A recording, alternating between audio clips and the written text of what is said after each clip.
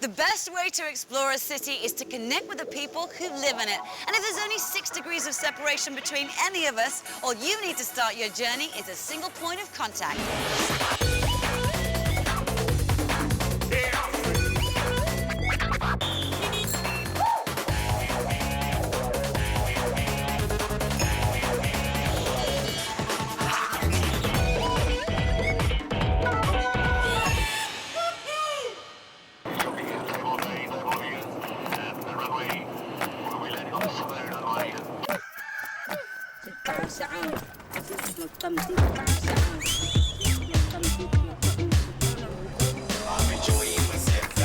This is my first time in South Africa, and what a place to start. A city as famous for its gorgeous location as it is for its troubled history. I've arrived with only one thing on my mind, and that's to keep it open.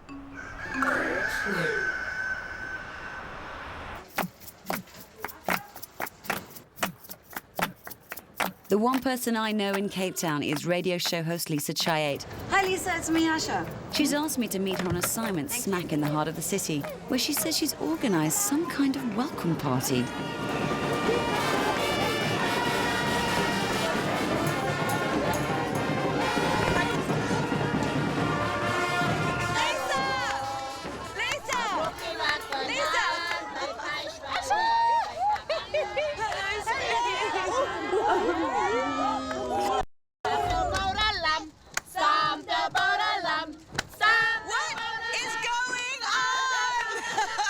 These are the women of Cape Town. This is a Spring Queen festival where all the garment workers in the factories around Cape Town, it's a very big industry, they have this pageant. Lisa tells me that this is the one day of the year that the city's garment workers bust out of their factories, take over the streets and strut their stuff in the clothes they make. Welcome to Cape Town! We join a bevy of Brazilian machinists showing off the stitchwork on their latest underwear collection. August, September, October, November, December.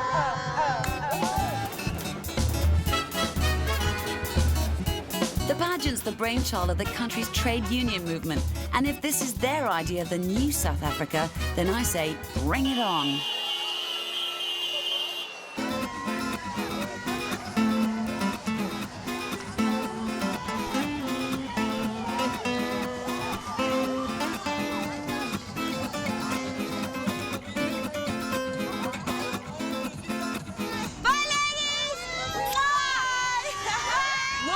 An introduction to your city.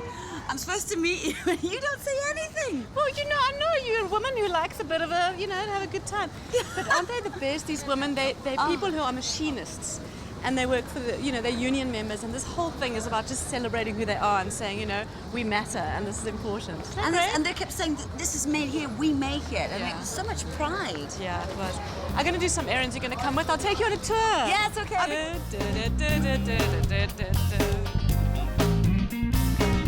With the apartheid struggles behind it and more than a decade of democracy under its belt, Cape Town's finally beginning to feel comfortable in its own skin. And Cape Town's great. I mean, you've got a mix of all sorts of people, you know. I mean, the people are really starting to get it together here. And you know what the best part of it is that now when you show someone around or you make a friend and you're so proud as a South African, whereas before you would really have to explain. Now I feel very proud, really. I feel very proud that I stayed here. My sisters, I have 2 sisters and a brother, and they left. My sisters live in London and my brother lives in New York. And Do they miss it? yeah, I think they do. My brother's been gone for many years, but you know, they left because they were worried about the future of the country and all of it. And I said, no, I'm going to stay. And I mean, now it's just, you know. Beautiful. But you know, there's a lot of poverty still, you know. There are a lot of people who don't have homes, as you'll see, and there's a lot of inequality and there's a lot of work to be done.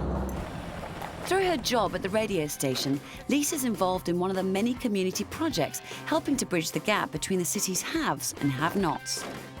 This one involves collecting furniture donated to a house building project in the city's black townships. I get to peek inside some Cape Town homes, meet some of its illustrious citizens, and do my bit to redistribute the city's wealth.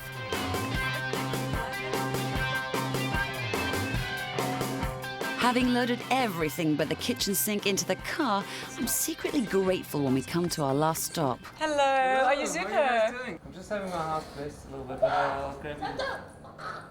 God, what a way to intrude. This is Chris. I know this guy.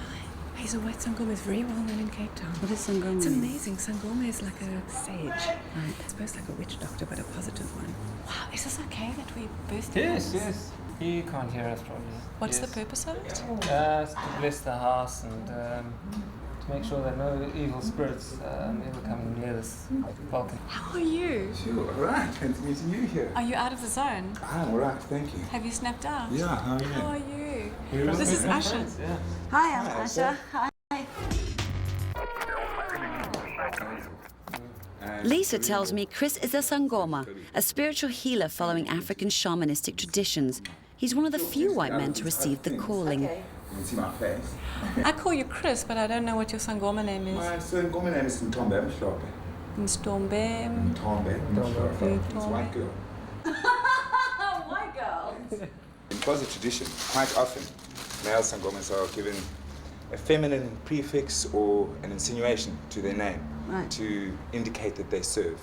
They serve the people and they serve their ancestors. What kind of criteria do you need to have to be a Sangoma? I mean, can anyone train for this or? No, absolutely not. A lovely analogy that was used by my mentor is that most people in the world are on Radio Humanity and Sangomas are on Radio Ancestors. And people who have the calling are in between stations and they're getting loads of static and just noise. Right. I think that's a wonderful analogy. Yeah. So basically you need an ability that's already inside you to tune into Radio Ancestors. I can't even program my video recorder, much less tune into Ancestor Radio. So when Chris offers to walk me through the ABC of being a Sangoma, I can't deny my calling. I mean, how did the beginning start? If anybody told me I was going to do this, I would have told them they were a lunatic. I was into fame and fortune and sex and drugs and rock and roll. And circumstances due to cocaine addiction put me in a position where I was ready to step out of mainstream society when the calling came knocking and when I found out what it was I was supposed to be doing. So your calling saved your life. Yeah. Absolutely. What a car! Look at that! It's the usual carpool gang in the Leopard Mobile, the White Witch Doctor, the clay-covered disciple, and me. We're hightailing it to Kirstenbosch Botanical Gardens, and I'm pretty sure we're not going there just to admire the trees.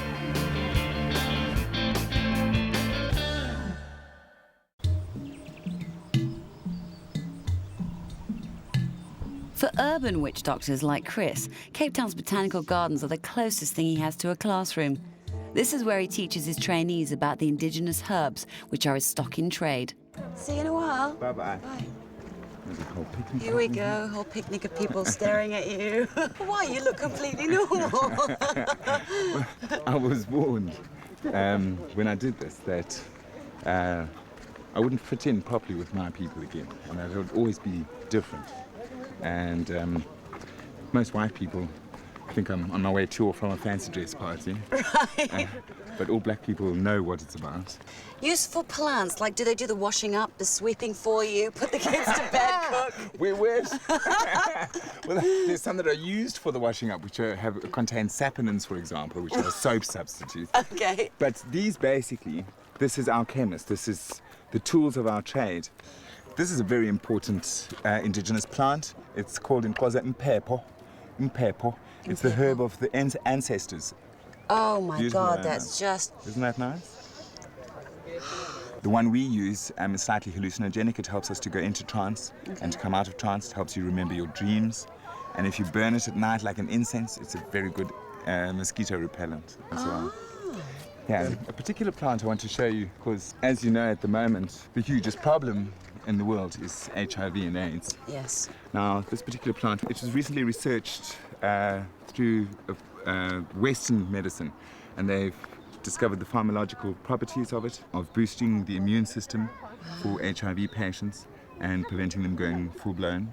Western scientists and pharmaceutical companies are only starting to discover this treasure trove of African medicinal herbs. The quest is to uncover possible miracle cures that Sangomas have used for centuries.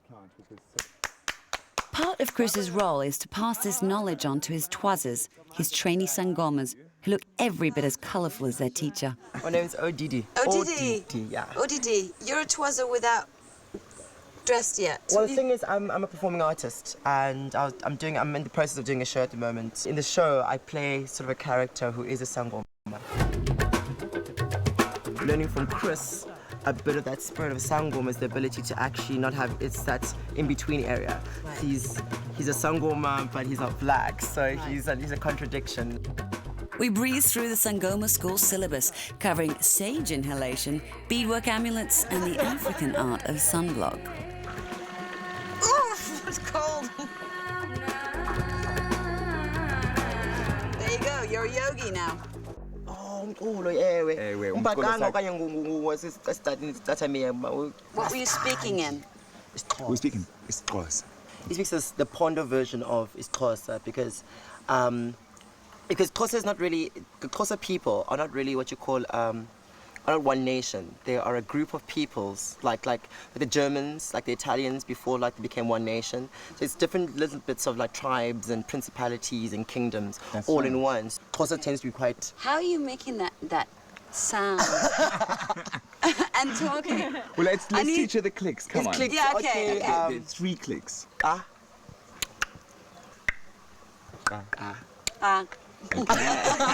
And then there's of course... As if you're geeing up a horse. Is it Xhosa? That's it. Closer. That's the language. Spit it out. Xhosa. Closer. That's it. Xhosa. And that last click is inini. My toes. Sa says he's also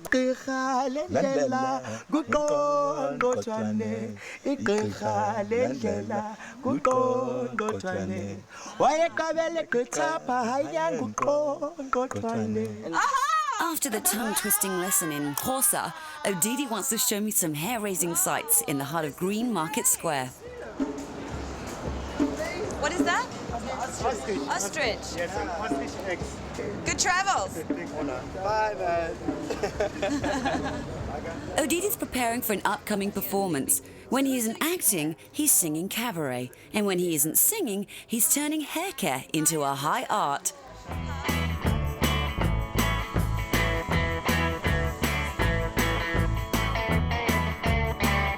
With his locks braided in the colours of the South African flag, looking good for Odidi is clearly a matter of national significance. You've got this country that has no economy, but at the same time, you walk there and people are wearing Versace. People are wearing, you know what I'm saying? People want to look stunning. And I think it's something that African people enjoy doing. I think you've got to look great, you know? It's pride. It's pride. In who you are, It's pride. I guess that's probably what it is. It's just something that we've always had. Once Odidi's hair is standing proudly to attention, it's time for us to kick back and enjoy a Cape Town institution. Sundowners on the beach at exclusive Camps Bay.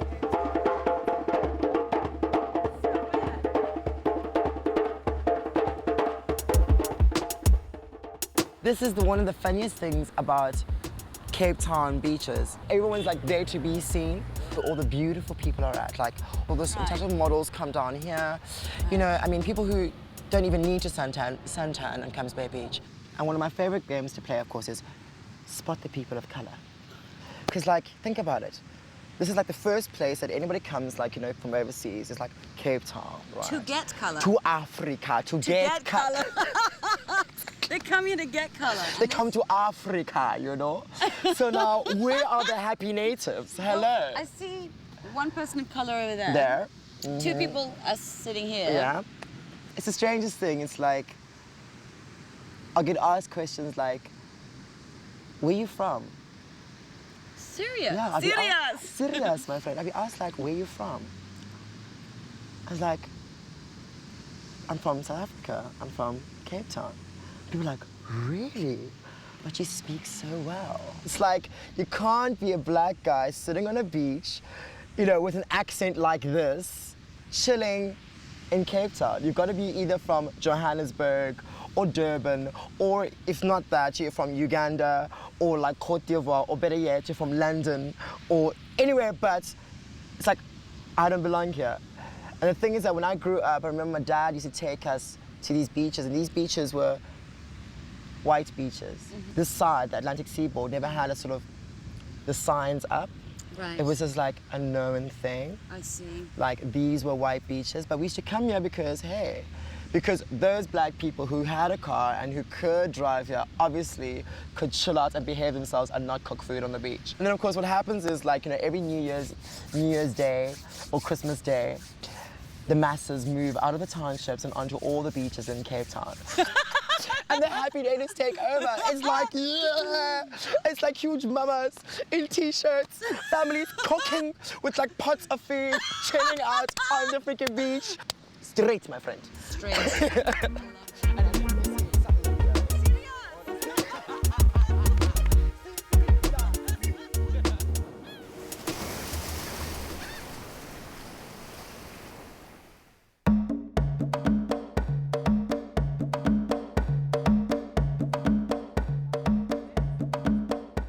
Bright and early, Lisa's taking me to Masiphumelele Township on the outskirts of the city to take part in the house building project that we've been collecting furniture for. We'll be part of a volunteer workforce that plans to replace a tin shack with a solid brick house in just 5 days.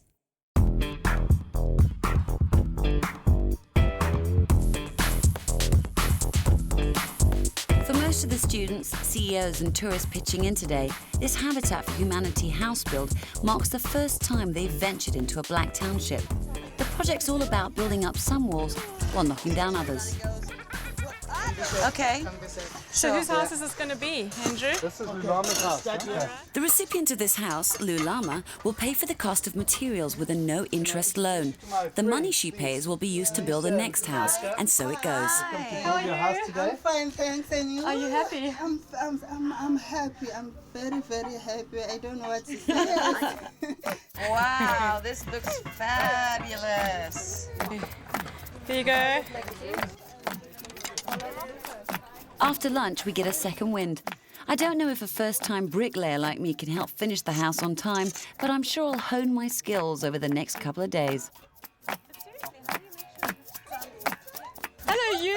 I see we do the same kind of thing. I was just wondering who's running radio stations around Cape Town at the moment, if you're here and I'm here as well. What was your name? Lynette. So how many times have you come and done something like this? When I find time, it's just a bit difficult to always be involved with the community stuff that you'd like to do. Because I work for 2 radio stations, so it's a bit difficult. But this is such a cool idea of, you know, everybody getting together, working hard. Lynette's a friend of Lisa's and a fellow talk show host. She invites me to meet her after our work is done in the Cape Malay district of Bo-Kaap, a neighbourhood close to her heart. Breakfast.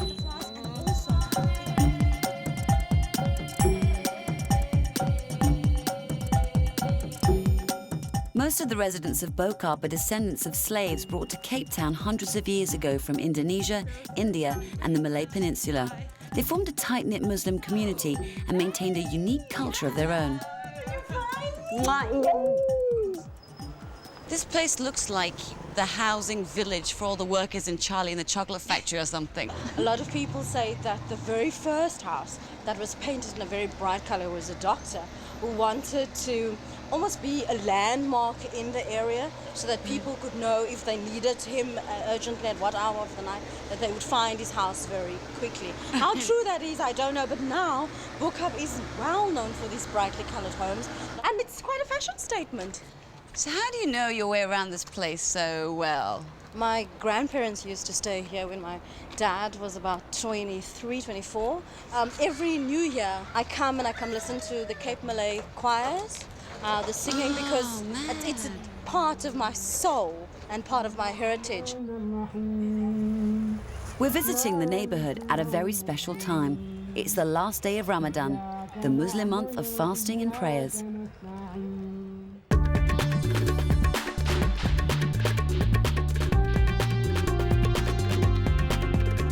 Lynette wants to pick up some Cape Malay halal goodies for a picnic to celebrate the end of the fast.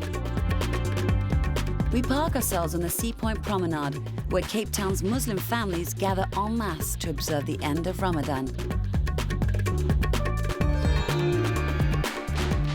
Hi! Hello! On the communal picnic rug, I meet Andre, a social activist and musician who's promoting the city's Cape Malay sounds. Right now, though, the only sound we're listening to is the Imam's call to prayers.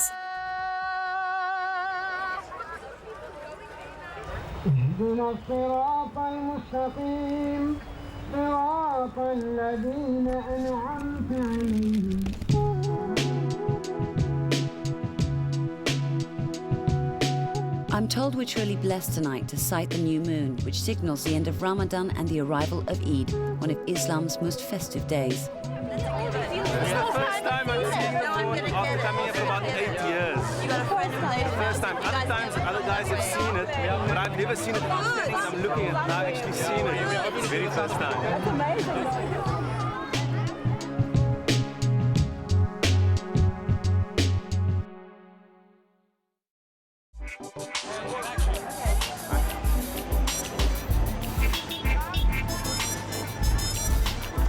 Chris wants to take me to his one-stop Sangoma shop out in the burbs. He swears that these taxi vans are the most entertaining way to get around the city. This place is chaotic, but it's like the centre where you can go anywhere from here.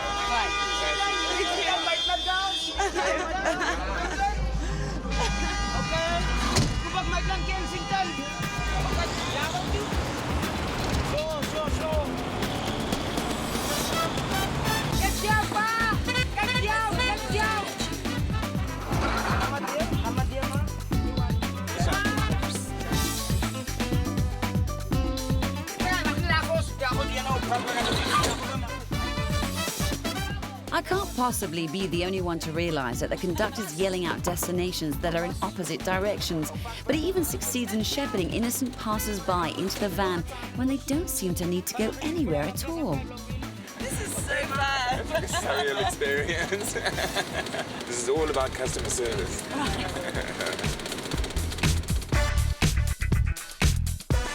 Today we're picking up supplies for an ancestor ceremony Chris is conducting in the townships later in the week. Is this the one you want? All the things that are traditional to use that we need for as Sangomas and for our trainees. This is like a Sangoma emporium crossed with a general trading store. Those are the shamanic colors. Black is for the earth, white is for the bones of the ancestors, and red is for the blood of life. What we're actually looking for is a tin for the celebration that we're going to drink the traditional beer out of. Right, shall I carry for you as well? Yeah, if you could carry that. Then they do traditional dancing. They're like little crowns. Yeah. Tiaras for men. That's it.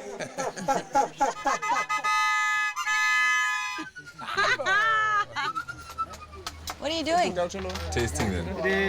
This is not an Counterfeit. original coin, that's a fake coin. Thank you. Thank you. Thank you very much. Thanks, Once forbidden under apartheid laws, white Sangomas like Chris are now able to cross boundaries, free to practice age-old African rituals. We're dropping off the supplies for the ancestor ceremony in Khayelitsha, one of the country's largest informal settlements, where over 1 million people live. Chris is a rare white face in this tough township, but he's accepted and respected as a practicing Sangoma. Welcome to Khayelitsha. Which side is Khayelitsha? Both sides. Both sides. All the shacks as far as you can see. This area we're going to now is called Site C. Here we go. We're on our way to a colleague of mine. His name's Umguntombe. He's another Sangoma. And it's at his house that we'll be having the Nklombe, the celebration for the ancestors. I love this. This is the most amazing place. It's the place of the entrepreneur. Everybody's homestead has a little business attached. So And fun. it's cash stores, hairdressing salons. Come on, go. Gundan. Goes. Goes. Come on. Come inside. Marco. Come on. Gundan. Asha. Asha. Hello. Hello. Kamako. Chris regularly consults with Umguntombe, exchanging medicinal knowledge and healing methods from their different tribes. Apart from being a conduit to the ancestral spirits, Sangomas are the neighborhood chemist, doctor, and psychiatrist rolled into one. While we're here, Chris asks his colleague to perform a protection ritual, the Sangoma version of a flu shot. It looks really painful. Does it hurt? It stings. It's got an astringent, antibiotic mild one, and an anticoagulant inside it.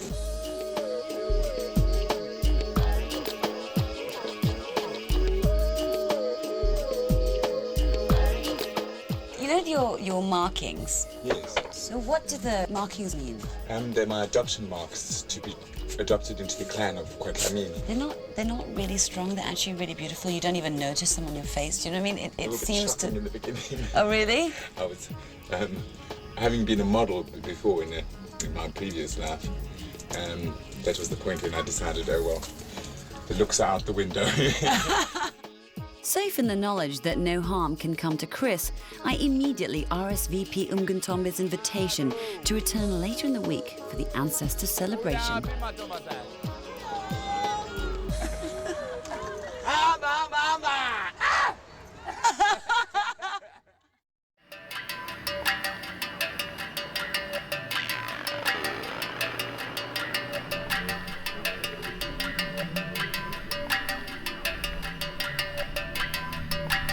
It's high time I made the acquaintance of Cape Town's most conspicuous resident, Table Mountain.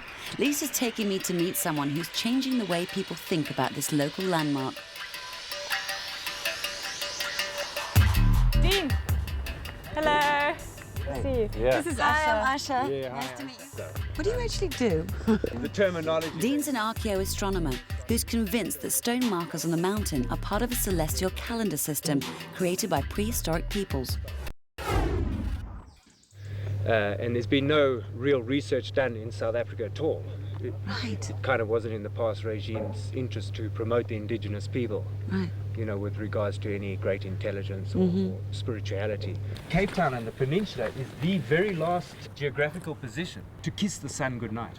As the southwesternmost point of the African continent, Cape Town's the perfect place to track the setting sun.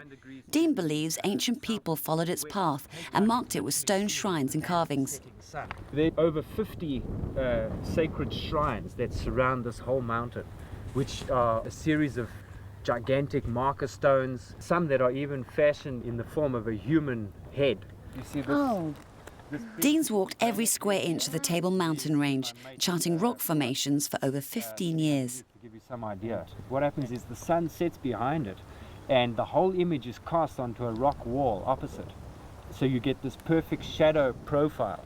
And there's two golden eyes that shine in the shadow and shift according to the season. This looks so magical that it looks fake. Do you know what I mean? Like, Right. did they make the holes, or was it naturally occurring, this whole thing? Some rocks are naturally there and then have been enhanced further to create these alignments. So in this case, these were tools that assisted the ancient people to communicate with their gods. We really don't know at this point who actually did it. Gorgeous! Down at sea level, with Dean as our guide, we follow the path of the sun just as ancient people would have. Suddenly, I'm seeing human profiles and strange rock formations everywhere I look. By the time the sun starts setting, Dean's shown me so many stone markers that I'm ready to believe these mountains are Stonehenge, Mount Rushmore, and the Aztec pyramids all rolled into one. All over the world, every continent and country have their sacred sites, and Cape Town and South Africa aren't acknowledging them. So it's time for people to stand up, take note of the spirit of the ancient people, and to come and explore them.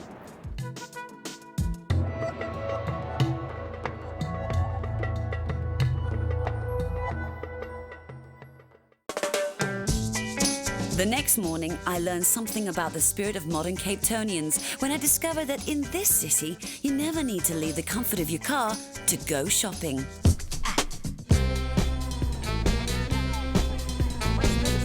Fast-talking salesmen station themselves at traffic junctions and street corners, flogging more inventive stuff than you'd ever find in a shop. Hey, Blondie, what are you selling? It's jokes. Okay, I gotta go. Give me the jokes. Bye. You are on the right place, right time. Thanks, man. I hope we'll meet again.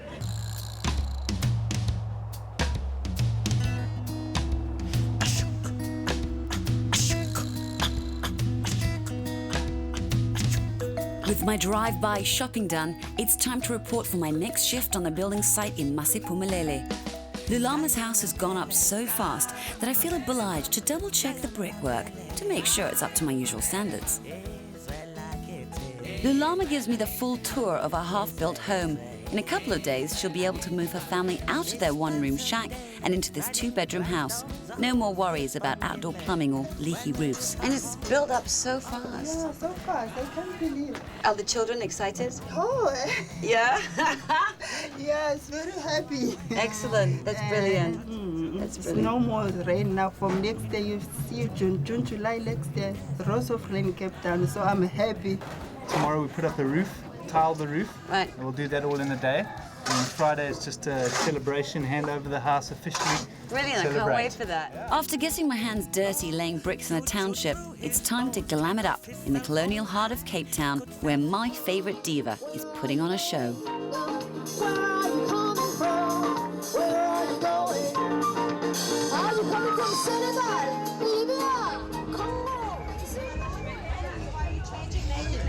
Hi!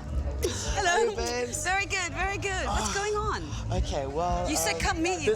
This is like the backstage at the Cape Town Fashion Festival. So this is Mr. Darky. This is Temba. So what's your signature thing? Look.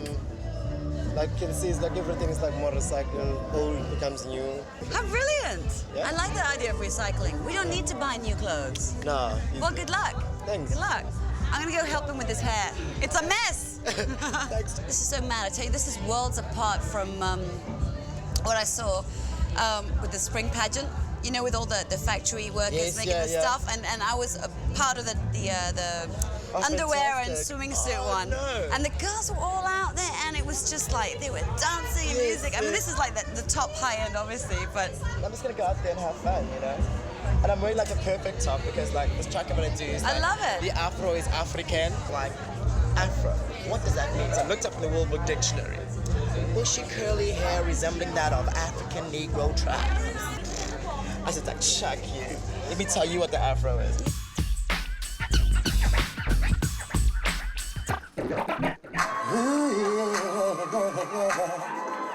What's up on the side? Can I hear some noise? What's up on the side, baby?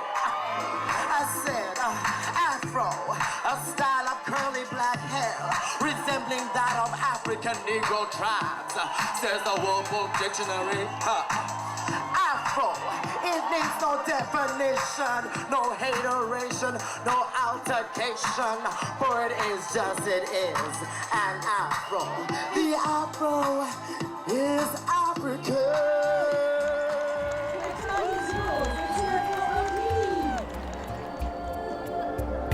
Music's always been an important way for the city's coloured and African population to get their message across. I'm meeting up with Andre, who I met at the picnic. Andre! He's offered to introduce me to the sounds of the Cape Minstrels, whose rollicking carnival music epitomises the spirit of the Cape Malays. I've no idea why we're meeting in this wasteland on the edge of the city centre, but Andre tells me that if I'm to appreciate the music, I first have to understand where it came from. And apparently, this is it. Well, we're standing in District 6. I mean, this entire area, as far as I can see, you know, this sort of flat land was District 6. This is where everything really started. Tons of families from all races living together. Right. Under the apartheid regime, the government had the policy for separating the races. So people from District 6, they were relocated to the Cape Flats. I find it just a little disconcerting to be standing here where there used to be a thriving community and it's just gone. Well, it's not gone. I mean, I think a lot of what has happened here, you know, the vibrancy in the culture, the music, the colour, has been taken to the Cape Flats, and that's, you know, where the minstrels are happening. They've taken this tradition and they've kept it going. Most Cape Townians now live in the Cape Flats, a hot, dry plain on the southern outskirts of the city covered in low-budget estates that were created as a dumping ground for apartheid. Its neighbourhoods are a hotbed of cultural talent, which Andre is helping to nurture, develop and preserve. Look at that, now you see those colour sort of little ticker tapes across the flats. Flags, yeah. Now that's the minstrels, the minstrel from this area. That's the colours they're going to wear. And here's another one, a different troupe really. Coloured so it's little not just bands. one group. No, They're different. Many of them, plenty of them. Yeah. It's like the Murga It's like the Murga Murga in Buenos Aires, yeah. It's not hard to tell which house we're going to, huh? Cape Minstrel troops are the pride of their neighbourhoods. There are well over 100 in the Cape Flats, and they compete against each other at every New Year carnival. And when they set it off, there's no mistaking their distinctive sound.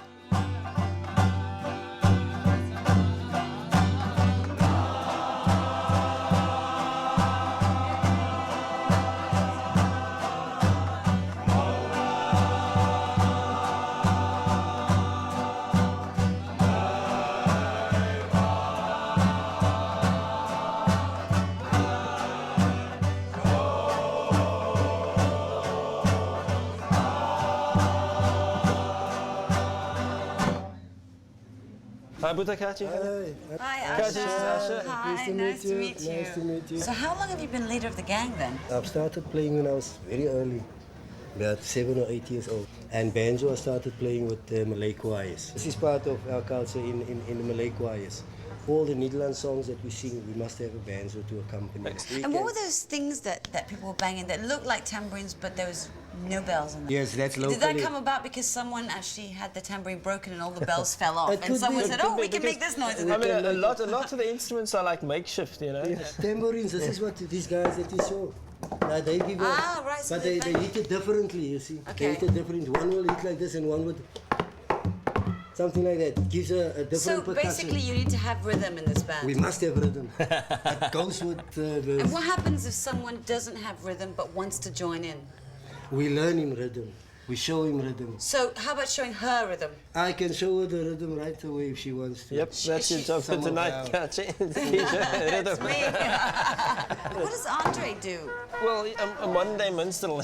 Okay. I use electronics to bring the sound to a younger audience, basically. I get a buzz out of the music too, so I try and keep the music as authentic as possible. Andre's recording the troupe to prepare them for a Cape Flats cultural showcase he's organised tomorrow. So if I can bang this tambourine with some semblance of rhythm, I may just sneak onto the team.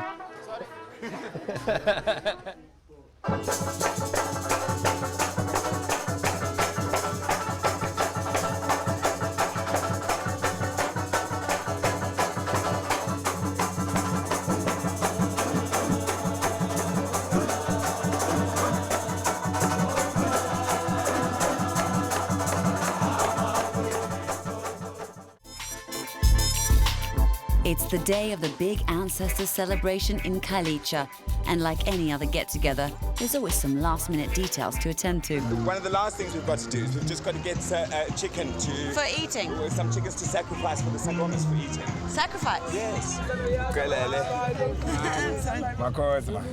Great. How do you like our chicken? Let's go. I'm sorry, chicken! There will be trance dancing. There will be a serious aspect to what we do because it is summoning ancestral energy. It's to make happy for the ancestors. But it's also culturally to pass on the songs to the children. So all the community, whoever wants to, can come in and join. Mostly it's about having fun and the kids love it. Ooh! It's got a slightly smoky taste. Yeah. It's sour, but with a twang afterwards. Yeah. That's a twang I'm tasting now. Well, this is the way that we serve the traditional beer to share communally amongst all the people. They're passed from hand to hand, and everyone has a good drink and passes it on. In a living room cosy for a family of 5, somehow the entire neighbourhood and a whole bunch of fellow Sangomas have managed to squeeze in to join in the celebration.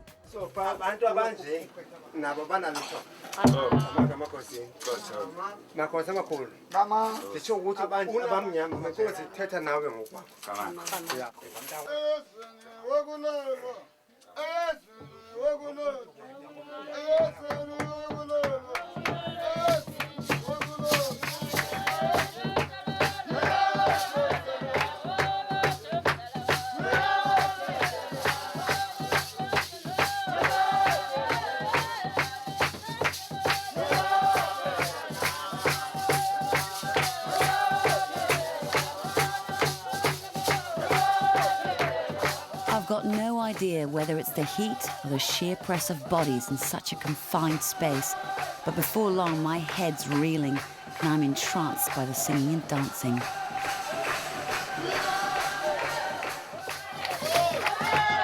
After the buckets of ceremonial beer, the spirits are honoured with spirits and the neighbours are fuelled with food. As a lifelong vegetarian, I'm advised by Chris to offer my portion of the sacrificed chicken to the ancestors. So Asha, how are you doing? I've got some sweets and stuff. Should I? Come stand up with me. Yeah? Let's get into the kitchen. Yeah, okay. Magazine. Isisi, umhlobo wami phesheya. Ibuyile kuvakasha apha namhlanje, Magazine. Ithengile nje kunika abantu, Magazine. Ikona igquba, ikhwatha kunika abafazi, Magazine. Fantastic. Thanks very much.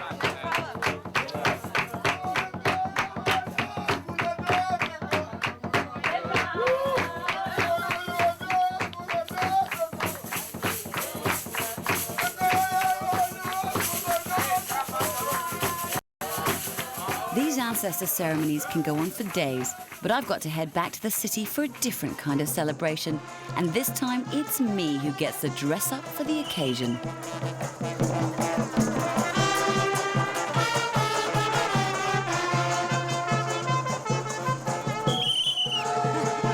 We're parading down Long Street to whip up some interest in Andre's cultural showcase, which is being held tonight in the only place in the city where the spirit of District 6 lives on. Its museum. From music and poetry to stand-up comedy and dance, Andre and his team provide a platform for talent from the Cape Flats to reach a wider audience. Right. This is the only knife that is made in South Africa. So blunt, and it has killed more people than any other bladed weapon in the world. Steel.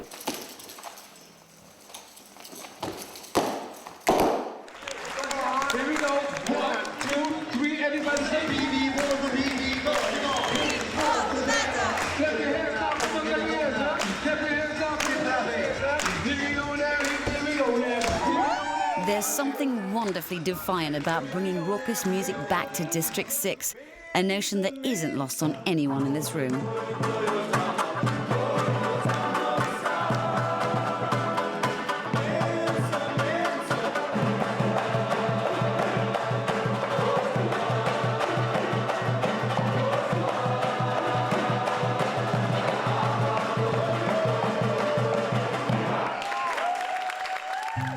It's my last night in Cape Town, and Lisa's throwing me a party at her place. Hello? Where are you? You're not at the ladder, are you? What are you doing up there? Well, I thought we'd have a party on the roof. In your honor. Can I just have a few drinks from here and just, I'm staying here, I'm not moving. Oh, it's wobbly.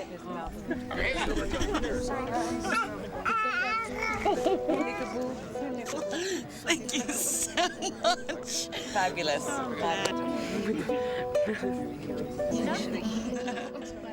After all the dancing I've done today, thankfully it's a chilled-out affair.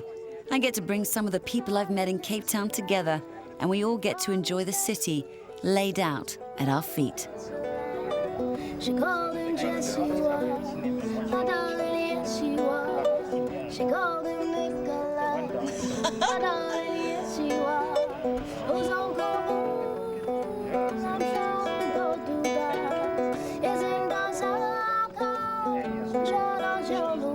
And after being welcomed into Lisa's home, I can't wait for tomorrow to see Lulama take possession of hers.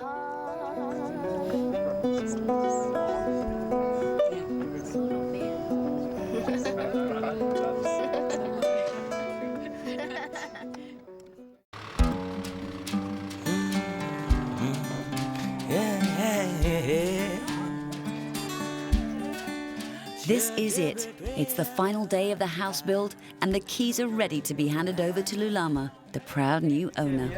The guest of honor is very important. We need her up here because this is her stop. So where's Lulama? I want to say the people she's starting Monday for making my house. I want to thank them. I can't say enough. I'm very happy.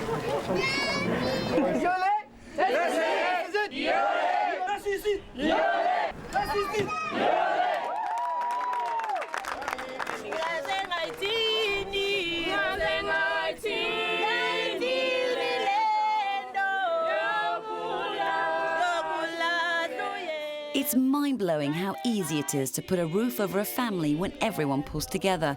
I don't know who's feeling better right now, Lulama with her new house or the volunteers who built it. Father, we dedicate this house, be the eye upon this house. My God, may your spirit hover upon this house.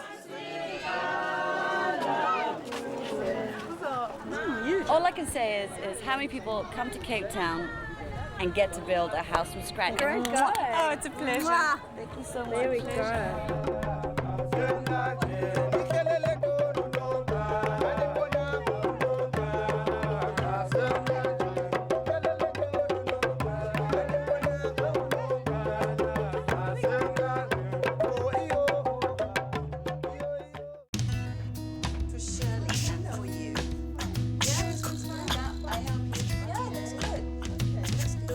It's a letterbox.